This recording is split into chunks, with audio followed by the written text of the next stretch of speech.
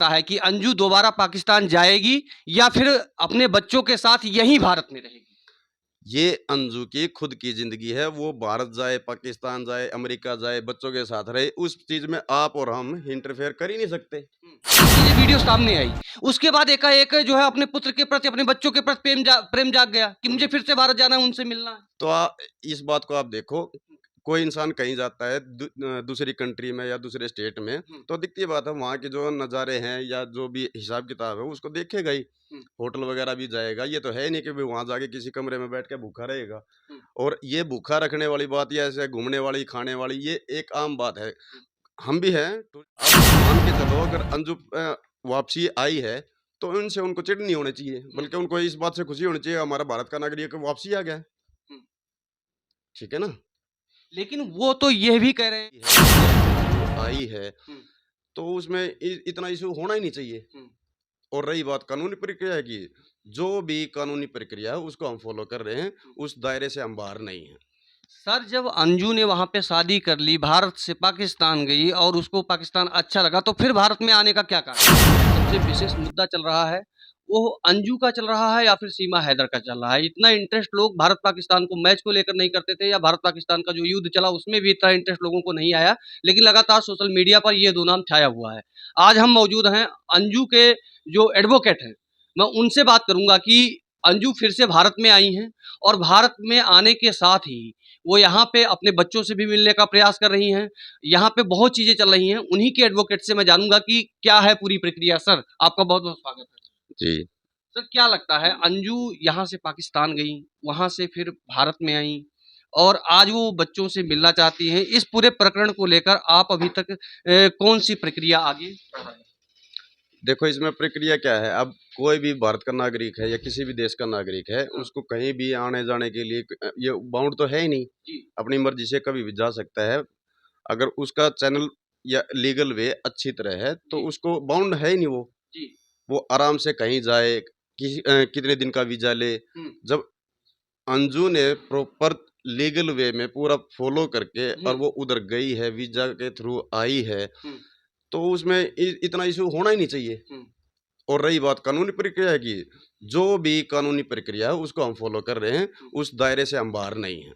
Sir, जब अंजू ने वहाँ पे शादी कर ली, भारत से पाकिस्तान गई और उसको पाकिस्तान अच्छा लगा, तो फिर भारत में आने का क्या कारण है?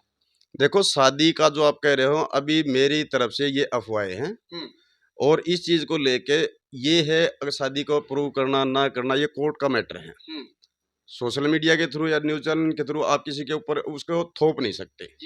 और रही बात इसके भारत वापसी आने की, तो दिखती बात है, जब वो भारत की नागरिक है तो कितनी बार कहीं किसी देश में जाए, किसी देश में आए, तो कौन रोक सकता है इसे? लेकिन जो सीमा हैदर के एडवोकेट है एपी सिंह, उनका ये कहना है कि अंजू यहाँ से गई है, वहाँ आईएसएस की ट्रेनिंग लेकर यहाँ भारत में आई है, उसकी जांच होनी चाहिए। देखो, वो सीनियर काउंसिल हमारे एपी सिंह जी, हाँ। अब वो अंजू को लेके क्या बोल रहे हैं क्या नहीं बोल रहे हैं, अब वो जो सीमा हैदर जी के वकील है वो बच्चों के साथ आई है। हाँ। और उन्होंने तो लीगल प्रोसेस भी फॉलो नहीं किया। हाँ। तो फिर वो उनकी इतनी पैरवी करते हुए जो एक लीगल प्रोसेस को फॉलो करके गई है, वो उसके ऊपर ही इतना शिकंजा कसने की कोशिश कर रही है, ये अच्छी बात नहीं ना। ये तो अच्छी बात नहीं है। अब मान के चलो, अगर अंजू वापसी आई है तो उनसे उनको चिढ़ नहीं होनी चाहिए, बल्कि उनको इस बात से खुशी होनी चाहिए हमारा भारत का नागरिक वापसी आ गया है। ठीक है ना? जब अंजू विदेश में जा सकती है तो वो कहीं भी जाए, उनको कौन रोक रहा है? चाहे वो इंटरनेशनल कोर्ट में जाए, सुप्रीम कोर्ट में जाए, शायद उनके पीछे पीछे हम भी आ जाएंगे। इतना ही कह सकता हूँ मैं तो। लेकिन जब यहाँ से अंजू गई, वहाँ पे जो रील्स वगैरह देखने को मिला, बहुत खुश नजर आ रही थी, रेस्टोरेंट में खाना खाते हुए, घूमते हुए, ये सारी चीजें वीडियो सामने आई। उसके बाद एकाएक जो है अपने पुत्र के प्रति, अपने बच्चों के प्रति प्रेम जाग गया कि मुझे फिर से भारत जाना है, उनसे मिलना है। तो इस बात को आप देखो, कोई इंसान कहीं जाता है दूसरी कंट्री में या दूसरे स्टेट में, तो दिखती बात है वहाँ के जो नज़ारे हैं या जो भी हिसाब किताब है उसको देखेगा ही। होटल वगैरह भी जाएगा, ये तो है नहीं कि वहाँ जाके किसी कमरे में बैठ के भूखा रहेगा। और ये भूखा रखने वाली बात या ऐसे घूमने वाली, खाने वाली, ये एक आम बात है। हम भी हैं टूरिस्ट के तौर पे कहीं जाते हैं तो खाना पीना, घूमना फिरना, ये सब कुछ करते हैं। तो इसमें दूसरी कहने वाली क्या बात है।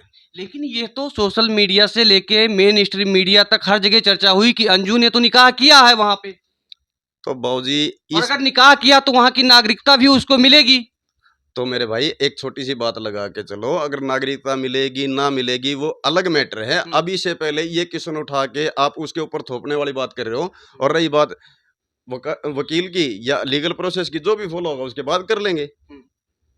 तो इसमें ऐसी कोई बात नहीं है कि भाई आप अंजू को लेके इतना इशू बनाओ किसी तो चीज का। आप अंजू के जो है एडवोकेट हैं, क्या लगता है कि अंजू दोबारा पाकिस्तान जाएगी या फिर अपने बच्चों के साथ यहीं भारत में रहेगी?